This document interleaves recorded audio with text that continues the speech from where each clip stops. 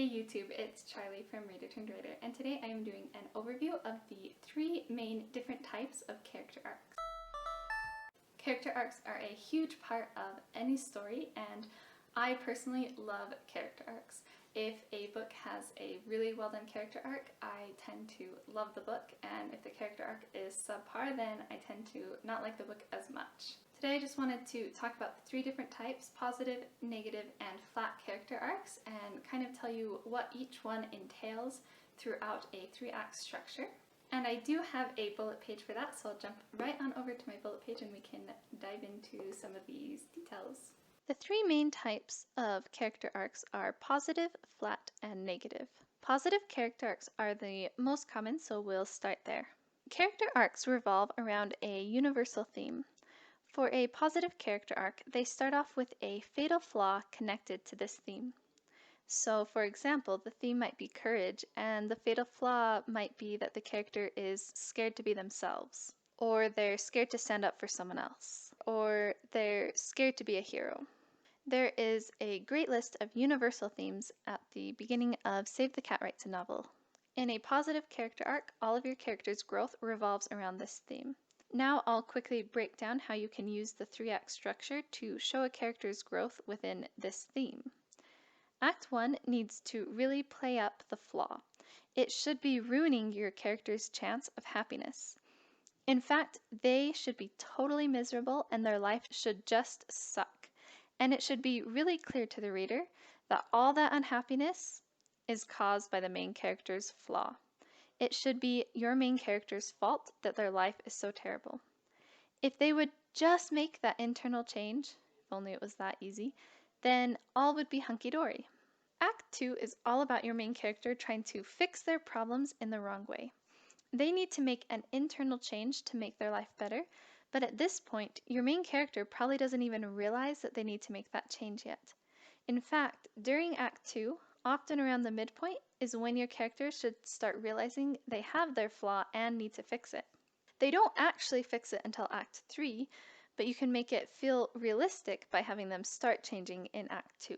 This is also the act where your main character meets their impact character, someone who helps them make the internal changes they need.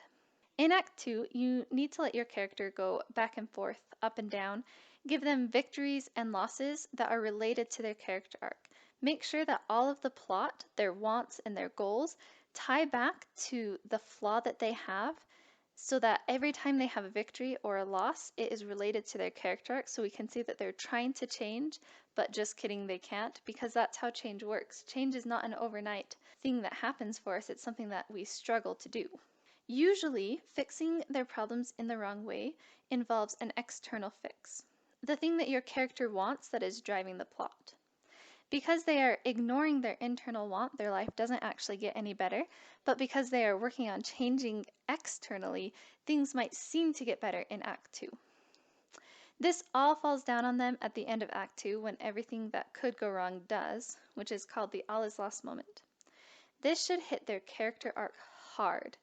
The bad thing that happened should be caused by the main character's flaw. It should be totally their fault and they should realize it. And at this point, they should be able to recognize their flaw 100%. Following the all is lost, your character gets a moment of introspection called the Dark Night of the Soul, where they have an epiphany about how to fix their life. This is when they realize what they need to do to fix their internal problems.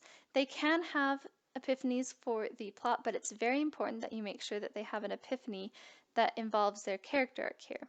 Because they've been slowly changing in Act 2, this seemingly sudden change feels very believable to the reader. And then in Act 3, your main character gets to move forward and actually start making the changes they need to make. They come back from their all is lost, more determined than ever, and ready to actually make the internal changes they need to make.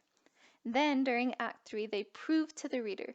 They show us through their actions and their choices, and hopefully you present them with some pretty tough choices here, that they have actually changed. And by the end, all is hunky-dory because they have made their positive character arc change. Moving on to flat character arcs.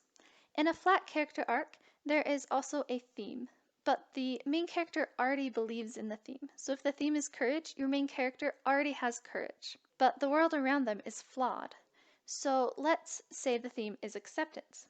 They already accept the differences in others around them. But the world they live in might be inequitable, or struggle with racist issues, or have some other issue with accepting people. In Act 1, you still want to show how terrible your main character's life is, but rather than this being their fault, this is the fault of a broken system that is causing them unhappiness. Most everyone around the main character supports or endures the system, but you can choose one side character to give a positive character arc, two to focus on while your main character has their flat arc. This is a very common tool. In a flat character arc, Act 2 is all about the main character facing the world and the world's broken viewpoints. They are strong in their beliefs throughout the book, but they are also challenged in every way imaginable, especially in Act 2. Often during the first half of Act 2, the main character is simply reacting to the plot, and then in the second half, they are much more proactively fighting against the system. And during Act 2, the main character should be punished over and over and over again for their steadfast belief in the truth when everyone else believes the lie. This leads to their all is lost, where the main character finally gives in to the lie, temporarily. It is their lowest point because they have finally given up on what they have held so steadfastly to.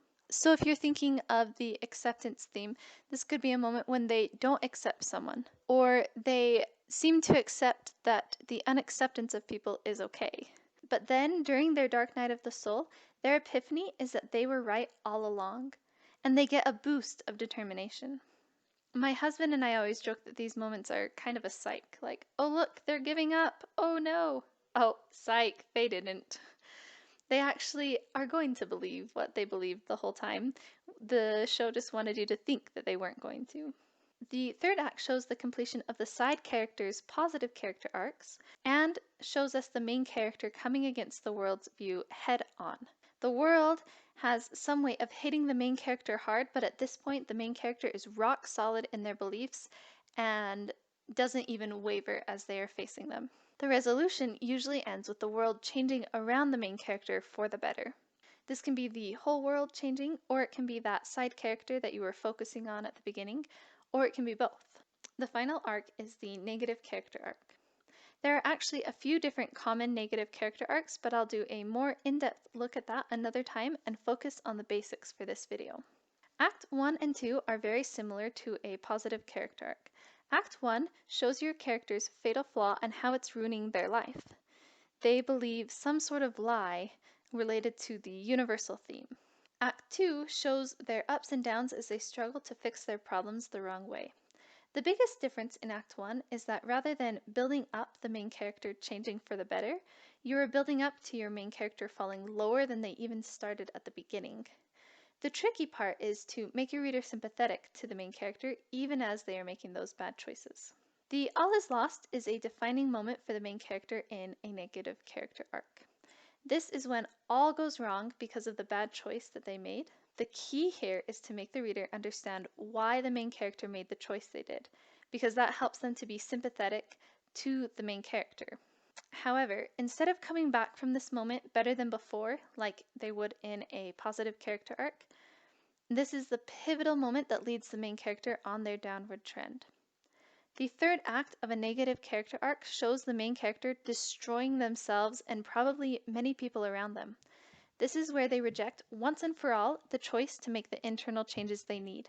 Sometimes the choice they make is so terrible that they and us cannot see them ever coming back from it. The resolution shows the protagonist fully embedded in their terrible lies, usually with the world around them worse off than at the beginning. You can lighten the scene by hinting at hope for the world or even the main character in the future.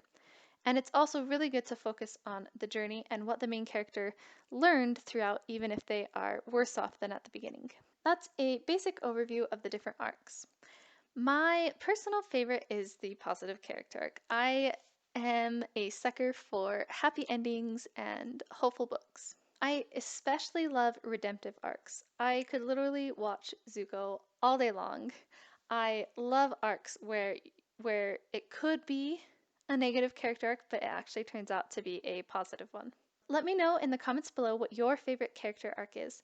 Next week, I want to do a video coming up with some different examples for each of these different types of arcs. So if you have any you want me to include, you can leave those in the comments below as well.